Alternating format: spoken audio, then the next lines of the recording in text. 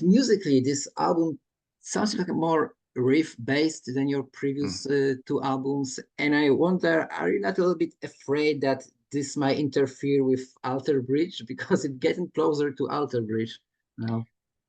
Initially, that was one of the reasons why I wouldn't make a riff-based record. And I remember I did an interview, and I made a comment. It's like, yeah, I can't do that because then it'll be too close to the other projects. And then after I finished the interview, and I thought, well, wait a minute here. Why can't I do that? Why am I boxing myself in here? I'm known as being a rock singer. I'm a rock guitar player.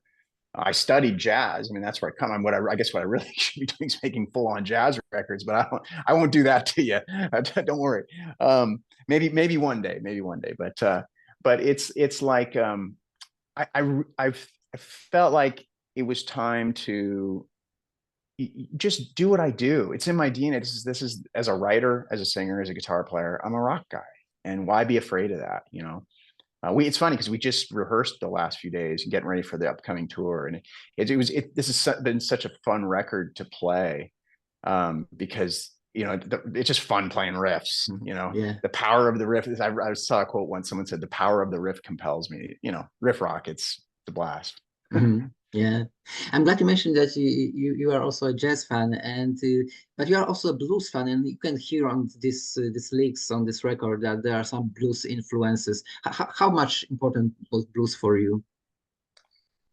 It was interesting because I kind of learned the blues like a lot of people from my generation learned it. We ultimately were exposed to it by bands like Led Zeppelin, because so many of those bands were essentially just trying to take the blues and do their own thing.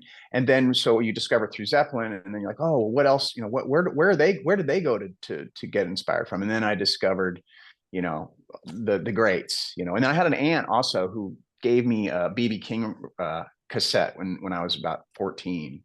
And that really was like, oh wow, this is really cool. I like this. And so yeah, I mean, there's just some, Mississippi John Hurt, Robert Johnson, I love Son House. Yeah, I do really love the blues. I mean, how can you not? It's a great art Yeah, form. absolutely.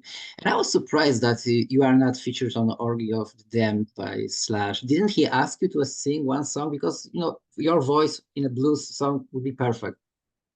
Oh well, it's funny. It was so under the radar. I didn't even realize he'd already made the record.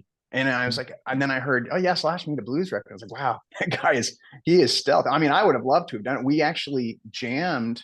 They came to Spokane about a month ago, and I got up and played. We did Crossroads.